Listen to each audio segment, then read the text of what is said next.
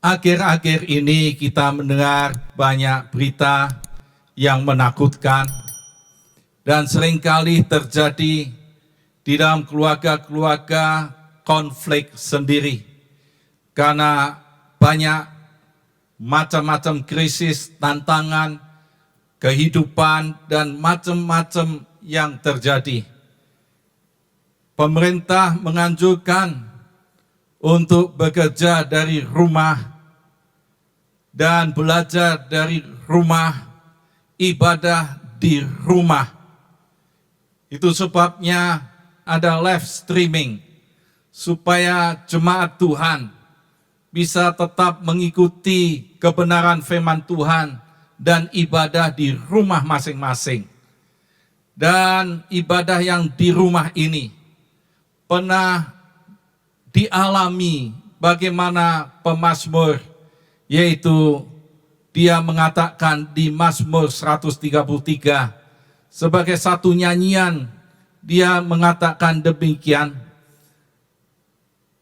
nyanyian ziarah Daud, sungguh alangkah baiknya dan indahnya apabila saudara-saudara diam bersama dengan rukun, seperti minyak yang baik di atas kepala meleleh ke janggut, yang meleleh ke janggut Harun dan ke leher jubahnya, seperti embun gunung Hermon yang turun ke atas gunung-gunung Sion, sebab kesanalah Tuhan memerintahkan berkat kehidupan untuk selama-lamanya.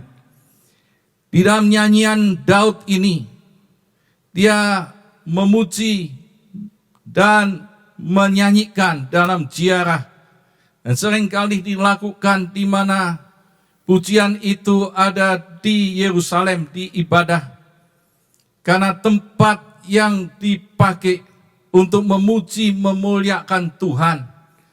Daud menyadari bahwa sungguh alangkah baik dan indahnya apabila saudara-saudara diam bersama dengan rukun. Konteks saudara-saudara di sini, Daud tahu bahwa saudara-saudara ini ada di dalam satu keluarga yang kalau hidupnya rukun, hidupnya ada di dalam satu unity, persatuan, itu sungguh amat indah dan baik. Daud pernah mengalami di mana dia memiliki istri yang banyak, dia memiliki anak-anak yang banyak, bahwa keluarga yang dialami Daud bermacam-macam pengalaman.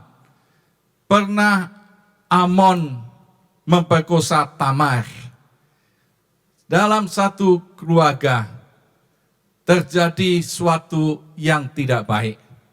Akhirnya Absalom, dia membenci Amnon. Ada pembunuhan di antara keluarga. Dan Daud pernah mengalami tidak enaknya kalau anak mengusir orang tuanya keluar dari istana. Dan Daud menderita di dalam perjalanan lari karena Absalom menjadi raja. Dan pengalaman-pengalaman Daud sampai pada masa tuanya, Adonia dengan Salomo. Adonia ingin menjadi raja, tapi Daud sudah menjanjikan Salomo yang menjadi raja. Dan Salomo yang dipilih oleh Tuhan. Akhirnya ada perpecahan di antara pengikut Adonia dan Salomo. Yoab akhirnya dibunuh juga. Dan saudara, Daud pernah melihat hal pengalaman ini. Maka dia menyanyikan pujian ini dengan satu penyataan yang jelas. Kalau di dalam satu keluarga itu hidup rukun, itu sungguh amat indah. Dan akhir-akhir ini karena ada live streaming, dianjurkan untuk ibadah di rumah masing-masing, yaitu ibadah di rumah-rumah. Dan ini untuk membangun satu keluarga yang tetap takut akan Tuhan, tetap memuji, memuliakan Tuhan, dan mendengarkan kebenaran firman Tuhan. Keluarga yang di sini adalah keluarga yang paling kecil, yaitu keluarga di rumah masing-masing. Tapi di dalam Yesus, kita tahu persis ada keluarga yang saling berkumpul, yaitu di bait Allah. Keluarga yang lebih banyak lagi, yaitu ada di gereja lokal. Gereja lokal masing-masing adalah kumpulan dari keluarga-keluarga yang terus beribadah pada Allah. Dan di dalam Yesus Kristus, tidak cuma gereja lokal, tapi ada gereja yang universal. Semua saudara di dalam Yesus Kristus. Karena gereja-gereja Tuhan adalah gereja yang satu tubuh Kristus. Semua menyembah pada Yesus yang sama. Dialah Tuhan dan Juru Selamat, Allah Sang Mesias. Dan inilah ibadah yang bersama-sama yang dilakukan sekarang ini di rumah masing-masing.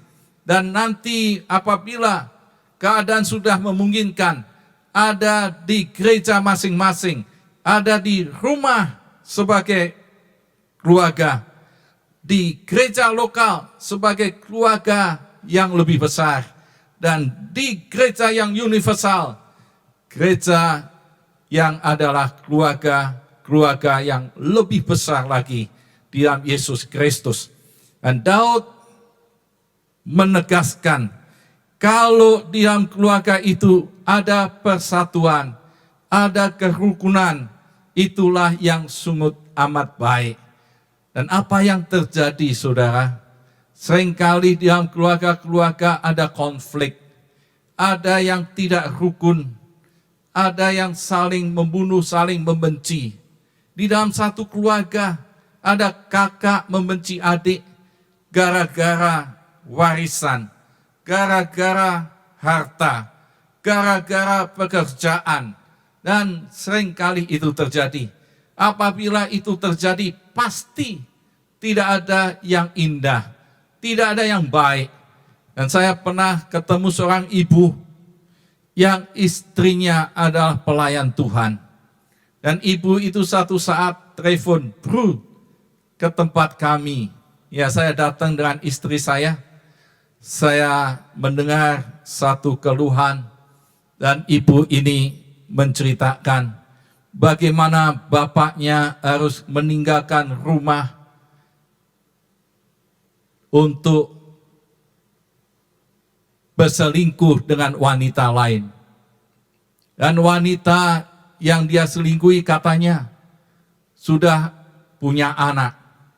Akhirnya keluarga ini kacau. Keluarga ini berantakan. Ibu ini dengan penuh keluh kesah. Dan dia mengatakan, ini bapak yang dulunya dipakai Tuhan, penuh dengan urapan, akhirnya meninggalkan selingkuh dan hubungan seks dengan orang lain. Waktu itu saya tanya, "Bu, kok bisa begitu? Kenapa?" Ternyata kalau malam seling setel video porno, dan karena melihat video porno ini, akhirnya bapaknya cari wanita lain. Dan sungguh kasihan. Dan banyak kasus di dalam keluarga-keluarga yang mengalami konflik, mengalami pertentangan anak dan bapak, ibu dengan anak, dan seterusnya. Dan itu yang pernah dialami Daud pun, maka Daud mengatakan, sungguh amat baik dan sangat indah apabila saudara bersama-sama hidup dengan rukun, hidup dalam kesatuan. Dan Daud memberikan ilustrasi. Ilustrasi yang pertama, kalau keluarga-keluarga itu hidup rukun, hidup dalam kesatuan, dia mengatakan seperti minyak yang baik di atas kepala, Ya, minyak yang baik di atas kepala meleleh ke janggut dan meleleh dari janggut Harun ke leher jubahnya. Dan ini menunjukkan minyak yang dipakai imam besar Harun adalah minyak yang terbaik, minyak yang paling berharga, minyak sebagai minyak urapan yang penuh kesucian. Dan minyak ini sering dipakai juga untuk pesta-pesta pernikahan. Maka Daud melihat bahwa keluarga-keluarga yang rukun dan hidupnya ada dalam persatuan, seperti minyak itu yang meleleh. Dia berlimpah-limpah dan penuh dengan urapan kekudusan, kesucian. Dan ini pada waktu minyak itu meleleh, Harun meresponi yang penuh dengan sukacita, hidup yang penuh dengan sukacita, dengan berlimpah-limpah ada di dalam keluarga-keluarga yang hidup rukun. Dan saat ini keluarga-keluarga yang ada dalam persatuan, dalam ibadah rumah masing-masing, kalau terus ada dalam kesehatian, maka itulah sukacita yang dari Tuhan. Dan ilustrasi yang kedua, Daud mengatakan seperti embun Gunung Hermon yang turun ke atas gunung-gunung Sion. Atas gunung-gunung Sion, seperti embun dari Gunung Hermon. Gunung Hermon ada yang menjelaskan sekitar 900 meter di atas permukaan air laut. Gunung ini tinggi dan bukit-bukit Sion dengan jarak yang cukup jauh. Dan ini embun ada dalam salju yang begitu indah. Dan kalau embun itu turun ke bukit-bukit Sion, maka itu airnya terus akan mengalir ke Sungai Yordan. Sungai Yordan sangat bergantung pada saat-saat kekeringan, saat-saat dibutuhkan, bergantung dengan tetesan embun ini. Sehingga ini menjadikan satu kehidupan yang terus ada di Sungai Yordan. Dan umat Israel ditopang dengan kehidupan ini. Dan itulah satu berkat. Ya, embun itu yang indah tapi terus mempunyai dampak bagi umat Israel. Kehidupan itu. Jadi saudara-saudara, Daud menggambarkan kalau keluarga-keluarga yang hidup dalam kerukunan, hidup dalam persatuan, maka dia penuh dengan kehidupan, penuh dengan berkat-berkat itu, kehidupan. Dan inilah yang dikatakan Daud. Maka bagaimana membangun supaya keluarga-keluarga hidup dalam kesatuan, hidup dalam kerukunan. Maka kita bisa melihat satu referensi yang dialami Daud sebagai satu gambaran keluarga-keluarga yang akan datang, akan terjadi keluarga-keluarga yang luar biasa rukunnya. Maka ada satu referensi dikatakan di dalam Kisah Rasul 2 ayat 41 sampai 47. Ada ibadah-ibadah yang tiap-tiap hari dilakukan di rumah masing-masing. Yaitu saat Petrus berkhotbah di loteng Yerusalem. Dan Petrus memberitakan satu berita yang perlu didengar oleh orang-orang yang hadir di Yerusalem. Pada waktu hari Pentakosta itu, semua dari berbagai suku dan berbagai kalangan kumpul di Yerusalem. Dan sebagian bermacam-macam bahasa. Tapi Petrus bisa menyampaikan dengan bahasa-bahasa yang dimengerti dengan mereka. Dan Yesus Kristus disampaikan oleh Petrus. Bahwa Yesus Kristus yang kamu salibkan, dijadikan Tuhan dan Kristus. Dialah juru selamat. Dan kalau kamu bertobat, kalau semuanya percaya Yesus, maka kamu akan diselamatkan. Mereka yang mendengar berita keselamatan dari Petrus, mereka memberi diri dan semua dibaptis. Jumlahnya 3.000 orang. Dan dari 3.000 orang itu, setelah mereka dibaptis, dia menjadi satu keluarga di dalam Yesus Kristus. Maka persekutuan akan terjadi apabila setiap pribadi memiliki Roh Kristus. Maka di dalam Roh Kristus yang sama, Paulus menjelaskan bahwa kita memiliki satu Tuhan, satu Allah, satu Roh, yaitu di dalam Yesus Kristus, sehingga tidak memiliki perbedaan, baik latar belakang, baik suku, baik bahasa, baik sosial ekonomi, baik intelektual, tapi di dalam Yesus Kristus kita disatukan oleh Roh Kristus. Maka inilah keluarga-keluarga di dalam Yesus Kristus. Hanya saat ini ada yang ditempatkan di keluarga masing-masing, ada di gereja lokal masing-masing, ada di gereja yang universal. Live streaming di dalam kebaktian ini. Saudara yang ada di rumah masing-masing, biarlah tetap beribadah, mendengarkan kebenaran-kebenaran firman Tuhan dari live streaming ini, supaya kita tetap ada di dalam kesatuan, memberi kiat-kiat bagaimana supaya tetap dalam kesatuan, hidup yang rukun.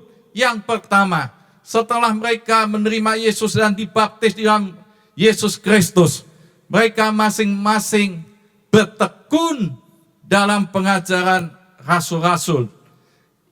Mereka bertekun di dalam pengajaran rasul-rasul, yaitu di dalam pengajaran firman Tuhan. Firman Tuhan inilah kebenaran.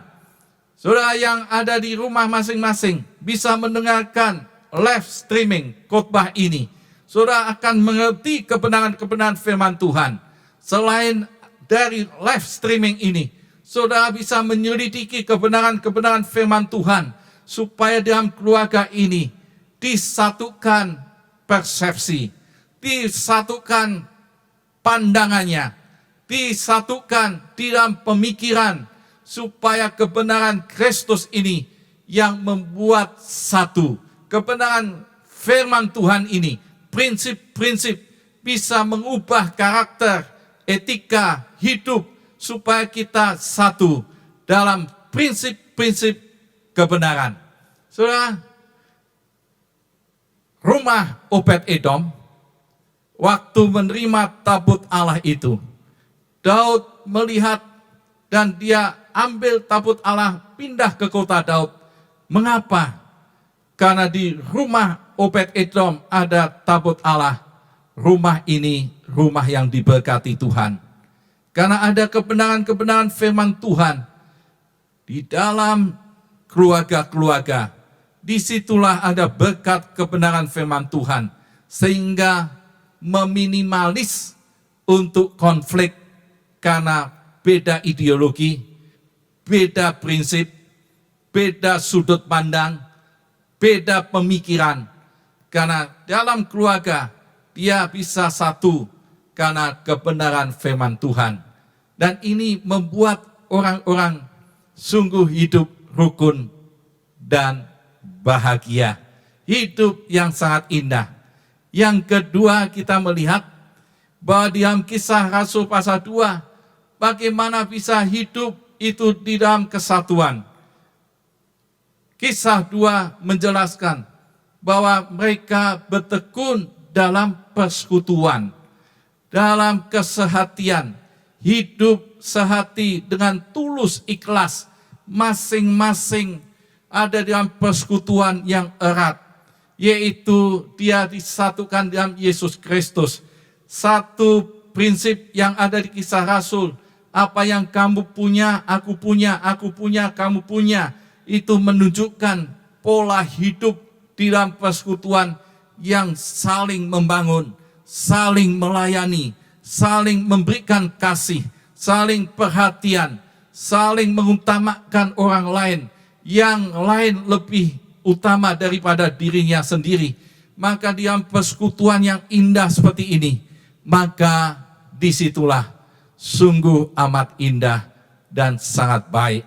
Saudara-saudara yang kekasih dalam Yesus Kristus, mereka yang ada di Kisah Rasul, bagaimana terus ibadah yang terus dibangun supaya membangun kesatuan dan hidup rukun dalam keluarga-keluarga itu, yaitu dia bertekun di dalam doa.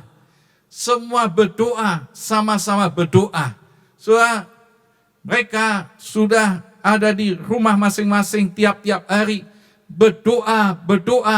Kalau Tuhan Yesus menjanjikan 2-3 orang sepakat berdoa dalam nama Yesus, Yesus hadir di situ. Mereka bisa sehati karena dia berdoa. Dia bisa tanya, kebutuhanmu apa? Kebutuhan saya apa? Kebutuhan anak apa? Kebutuhan anak yang satu apa? Saling mendoakan dengan syafaat, mendoakan orang lain, tetangga-tetangga didoakan. Oh, gereja-gereja didoakan, saudara-saudara seiman didoakan, bangsa, negara, pemerintah, pimpinan-pimpinan, kepala-kepala negara didoakan. Semua yang ada dalam masalah, semua didoakan. Keluarga-keluarga yang berdoa bersama-sama, mereka akan menjadi sehati. Mereka menjadi kesatuan. Mereka akan hidup dengan rukun. Pada saat dia berdoa, mereka juga memuji dan menyembah Tuhan. Pada saat mereka menyembah, memuji, memuliakan Tuhan, maka hanya satu yang ditinggikan, yaitu Yesus Kristus. Kalau semua menyembah dan memuji Yesus yang satu, maka keluarga ini akan menjadi sehati. Keluarga-keluarga ini akan terus dibangun kesatuannya. Dan kalau terus dia berdoa, sedikit-sedikit berdoa, maka semua akan sehati. Tidak akan muncul konflik dan dosa. Ini yang dilakukan di dalam Kisah Rasul untuk memenuhi apa yang disampaikan Daud. Sungguh alangkah indahnya dan baiknya apabila saudara-saudara tinggal bersama dengan rukun kesatuan. Maka yang berikutnya kita bisa melihat bahwa mereka dengan pujian, penyembahan, ada firman Tuhan, ada persekutuan, dan ada doa, dan mereka terus beribadah tiap-tiap hari. Maka ada satu dampak. Ada dampak yang terus diyakini apa yang dijanjikan oleh Tuhan. Daud mengatakan di dalam Mazmur 103:3, saya melihat berapa nats Alkitab hanya terdapat di Mazmur 103:3 ini, yang Tuhan menjanjikan apa? Tuhan menjanjikan sebab kesanalah Tuhan memerintahkan berkat. Sebab kesanalah Tuhan memerintahkan berkat, kehidupan untuk selama-lamanya. Kehidupan untuk selama-lamanya.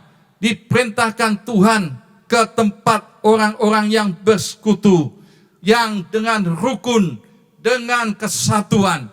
Tempat orang-orang yang beribadah dengan rukun, dengan kesatuan. Kesanalah Tuhan perintahkan berkat dan kehidupan untuk selama-lamanya. Saudara bisa bayangkan, kalau kepala negara, raja, presiden memerintahkan segala sesuatu, pasti semuanya akan ditaati. Tidak ada yang bisa melawan, karena ini perintah dari atasan. Dan kalau kita melihat janji Tuhan ini, maka tidak ada satupun yang bisa menghalangi. Kalau Tuhan sudah perintahkan berkat ke sanalah, itu berkat pasti datang ke sana, ke tempat orang-orang yang hidupnya rukun dan penuh kesatuan. Tuhan akan perintahkan berkat itu. Berkat inilah yang dicari oleh manusia. Ada berkat rohani, ada berkat keselamatan, ada berkat-berkat jasmani, Dan salah satu berkat yaitu kesehatan. Ada pelindungan dari kesehatan, hidup sehat, penuh damai sejahtera, sukacita, aman, tentram, dan Tuhan memberkati. Tidak ada satu kekurangan apapun. Dan Tuhan kalau sudah memberkati keluarga-keluarga yang hidup rukun dan damai ini, maka seperti yang ada di Kisah Rasul pasal 2, mereka semuanya disukai oleh semua orang. Keluarga-keluarga yang diberkati Tuhan dengan berlimpah-limpah akan menjadi berkat bagi orang lain. Menjadi berkat dan orang lain bertemu dengan keluarga-keluarga, dia menyukai. Dan banyak orang akan diselamatkan karena dia bisa membagi untuk orang lain. Dengan adanya pandemi COVID ini, kita bisa melihat Bapak Gembala dengan semua staf, semua jemaat bisa membagi alat-alat kesehatan, dana untuk para medis, para dokter, rumah sakit. Ini membagi bagian orang-orang yang memerlukan, dan ini menjadi satu wujud bahwa Tuhan sudah perintahkan berkatnya ke sana. Maka keluarga-keluarga akan memberkati orang lain. Tetangga-tetangga bisa diberkati karena Tuhan sudah memberkati. Ini bagian kita masing-masing. Dan banyak orang menyukai. Dan banyak orang akan diselamatkan. Satu teman ini sebelumnya tidak percaya Yesus karena dia belum kenal siapa Yesus. Dan dia punya teman yang akrab dari keluarga Kristen. Dan satu saat teman saya ini diajak temannya yang keluarga Kristen ke rumahnya. Dan waktu dia bersaksi, waktu dia masuk di rumahnya ini, teman ini, begitu dia masuk, ketemu orang tuanya, dia merasakan di dalam rumah ini adalah damai sejahtera, hidup yang rukun dalam keluarga. Dan dia mulai menganalisis, mengobservasi, meneliti, ada apa ini? Apa rahasianya? Keluarga ini penuh damai, sampai dia merasakan satu kedamaian, sukacita. Dia mencari, dan akhirnya ketemulah rahasianya bahwa keluarga ini rukun di dalam Yesus Kristus. Keluarga ini hidup dalam kesatuan Yesus Kristus. Maka dia akan menarik banyak orang untuk datang pada Yesus. Tapi sudah sebaliknya, kalau keluarga-keluarga itu konflik, keluarga-keluarga itu penuh dengan masalah, satu dengan yang lain, penuh dengan kebencian, penuh dengan hantaman, pertentangan, tidak menjadi berkat bagi orang lain. Itu sebabnya kita saatnya meniru nasihat dari Daud, bahwa kesanalah Tuhan memerintahkan berkatnya, yaitu kehidupan untuk selama-lamanya, supaya saudara hidup damai sejahtera, hidup dalam perlindungan Tuhan, hidup menjadi berkat untuk orang lain. Nama Tuhan dipermuliakan. Ambil keputusan saat ini. Saudara hidup dalam kesatuan dalam Yesus Kristus. Tekun terus mempelajari, melakukan firman Tuhan. Tekun terus dalam persekutuan rumah-rumah yang ada di keluarga masing-masing. Tekun terus dengan pujian dan penyembahan, dan tekun terus dengan sharing, membagi, memecahkan roti, dan itu menjadi berkat bagi orang lain. Kalau saudara bertekun, dan semua terus bertumbuh, maka janji Tuhan, kesanalah Tuhan perintahkan berkat, kehidupan untuk selama-lamanya. Amin. Tuhan, kami mengucap syukur. Biarlah firman Tuhan yang sudah disampaikan, setiap anak-anak-Mu mengerti dan mengimani dan memilih hidup bersama-sama dengan rukun dan kesatuan di dalam Yesus Kristus, dengan terus bertekun dalam firman Tuhan, bertekun dalam persekutuan, pujian dan doa, bertekun dengan memecah-mecahkan roti, sharing, membagi-bagikan. Dan biarlah Tuhan, janji Tuhan tergenapi buat setiap keluarga yang saat ini mendengarkan streaming khotbah ini. Kesanalah Tuhan, perintahkan berkat kehidupan selama-lamanya, dan nama Tuhan dipermuliakan. Kami terus berdoa setiap keluarga-keluarga, Tuhan terus lindungi dan Tuhan terus sertai. Nama Yesus dipermuliakan. Terima kasih Tuhan, di dalam nama Tuhan Yesus kami berdoa. Amin.